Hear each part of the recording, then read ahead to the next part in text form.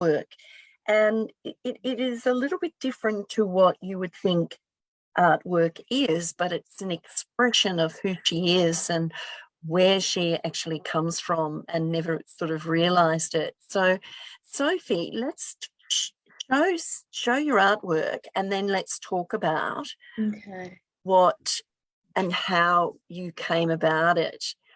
So I don't know if that's clear enough. Okay, take it to the other side of you. That's better. Yeah. Okay. Yeah, that's better. I don't know what the reproduction will be like, but that's my red one. So as I said before, I made the rainbow. Yes. So they're all individually cut flowers. So that's my red one. Lots of people love the red one, actually. Yeah. Do you want me to show you another color? Yes, please. Okay, so this is blue. Blue. Oh, that's in process. Yeah. And then I actually replaced indigo with pink. This is 2 copies of the same collage. Right. That's the pink one. Wow. And I included pink, I think, because I really love pink. Yeah. And there's so many different tones of the pink in there. It's beautiful. Yeah. Beautiful. So basically, as I said, I've created the rainbow. But the first one, which I mentioned to you before, with the one I created, which I haven't shown publicly yet, but I will hopefully. Well, you are now. Is this one. Wow. And that I've pulled that apart. It doesn't exist anymore. But that was kind of the beginning of a long process. A long process. Yeah. Yeah. And that was the first one you ever did. Yeah. Yeah. First one that I made and then had photographed. Yeah. Yeah. And what was it like as you were creating that? What was the feeling like? What was the emotion like as you were creating it and didn't really know the history of that you know now? I think probably, I have 2 young children. I don't have a studio, so I'm always making it amongst children and life and everything that's going on. My husband actually used to take them away sometimes, the children, and so I could have sometimes like a whole weekend just so I could concentrate on my artwork. Probably quite meditative and relaxing, and just enables me to be in a particular zone. And I like being in that zone, which is not well, except for when you're preparing for an exhibition, but generally not stressful, a place of being peaceful, and I don't get to be in that space very often. Being creative, and I just feel contentment. Yeah.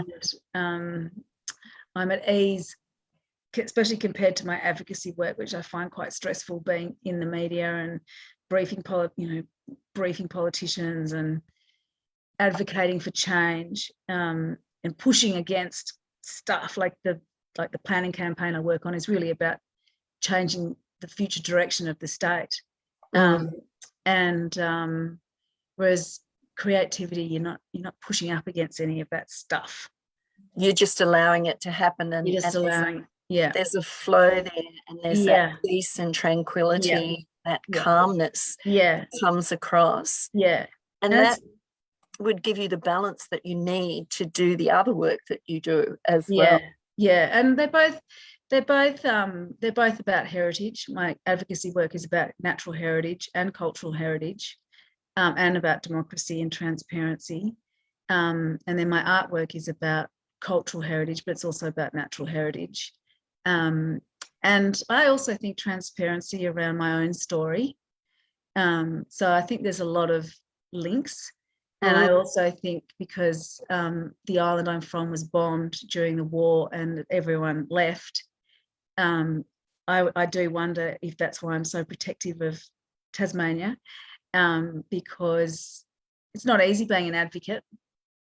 And also, I've co-founded the Planning Matters Alliance, which is a new organisation which advocates for planning in the state. And I've founded the Freycinet Action Network, which is all about advocating for the natural and cultural heritage of Freycinet and the East Coast. So I've been doing that for 30 years. That's magical up there. Yeah. So that's sort of where the whole planning advocacy work started, was at Freycinet. I would love to spend more time doing my artwork, and that's something I'm moving towards. I'd like to, and because it's very it's frantic, especially being a mother. Yes, true. And juggling all of that as well. So, but I feel very strongly around these planning laws that have come in. So I'd love to see some positive outcomes from our work, because there's a lot of people working on that now. Fantastic. Yeah. You need all the support you can get. Yeah. There, and that's really important, and bringing on the right people to support you as well, who have a good attitude toward what you're fighting for. Well, yeah, I mean, we've got an incorporated association now, and there's a board and all that sort of thing, and there's almost 70 community groups in the alliance now that we're all calling for the same thing. We want some outcomes, and we've definitely had some outcomes, and good positives have come out of our work, but there's still a lot of imbalance in the planning system that we would like to be fixed. Oh, it will if you keep persisting. Tell me when your next exhibition is going to be, but firstly tell me what your last exhibition was like. What was it like for you to present your work to the world? It was, I wanted to put a line in the sand and finish that process, that 10-year process of getting this into the world. And so I wanted to present the rainbow at that. And so I just wanted a deadline to finish it, because I've just been doing it for so long. I was like, I need to finish this work. So I knew an exhibition would help me do that and give me that deadline that I needed. But it was highly stressful for me. So I'd literally go into a cold sweat over summer, absolutely terrified at bearing my soul and my story to the world. And really it was Rachel Downey's work about, crossing that terror barrier. Oh yeah, that big thing. Which really helped. I was like, okay, yeah, everyone, it's pretty normal to feel. I was absolutely terrified, actually, and felt very vulnerable, because I've grown up in the art world, and as well, and and I've never gone to art school, and here I was calling myself an artist and showing my artwork, and just showing that for the first time was literally terrifying. And then obviously bringing it all together with, writing about it with my artist statement and all that. And I actually have a written component to my exhibition. So I had 7 panels of text that go with my exhibition. So there was all that side of it. So that 10 years of research I did that I was talking about all came together on, 7 discrete themes. Sometimes only just half a page, but it's taken me 10 years to get all of that out of my system onto paper. So so it was really, and then organizing the opening. I had a fantastic gallery here called Gallery 71, which is a not-for-profit gallery. Whereabouts is it? It's opposite the Hanging Garden in the city of Hobart. So it's right central. So for emerging artists, they also have established artists, but they give opportunities to emerging artists. So it was fantastic for someone like me who's never shown before, and to have a solo exhibition. So and it's got street frontage and a really quite a small but beautiful space in a heritage building. So it was a perfect venue. So I could only have 50 people at the opening, which was extremely difficult. So then I asked if I could we decided to have a second session. That sold out within 24 hours, and then I put on a third session. So there was a lot of interest for people to come and see, but nothing was for sale. So it was just for viewing. Just for viewing. And then to my delight, Cats Reasons came from Canberra, Sydney, Melbourne and South Australia to see my exhibition. So, and Nick Bogiartis, who's the world authority on the jewellery of the island I'm from, because the main symbol of the island I'm from is a buckler, which is a piece of jewellery that the women wore, which is a round gold circle full of flowers. And Nick is the world expert on that, and he opened my exhibition. Oh wow! And so and I'd been to Sydney and to South Australia to see an exhibition on the jewellery and the women's traditional clothing the year before. And so I'd made a few connections, and then, yeah, so it was really fantastic to have Cast the Reasons present, because they would really understand more than anybody. And because there's Cast the Reasons societies in every state of Australia except for Tasmania. Oh, well, there's going to be one there soon. Yeah, well, I'm one of the few Cast the Reasons here, I'd say. Yeah, so it was just really affirming, and it was just so great to have it out in the world, really. And it's encouraging you to put more work out into the world? Yes, definitely. It's a whole new world, the art world for me. So I'm still learning a lot. But I have been offered by a public gallery in northern Tasmania to show my work again. But this time incorporating, there's a person in Victoria that has Jeffrey Conigan, who has the largest collection of castellaries and women's clothing in the world. Oh, wow. And he's agreed to lend part of his collection for this upcoming exhibition, which will be at Hive, Tasmania, but it's not definite. So it just How depends. exciting is that? Yeah, so it's definitely not definite. I shouldn't really be talking about it, but I have been offered that. We don't know whether it's going to happen yet or not, but if it does, it might be this year. Well, we'll put it out into the universe and allow it to happen. Yeah, I'd love it to happen, because I do one more new work one new work for that. So which is separate to the one I started on the weekend. Yeah, so it'd be a great opportunity. And then I have potentially been offered to take the exhibition to the island.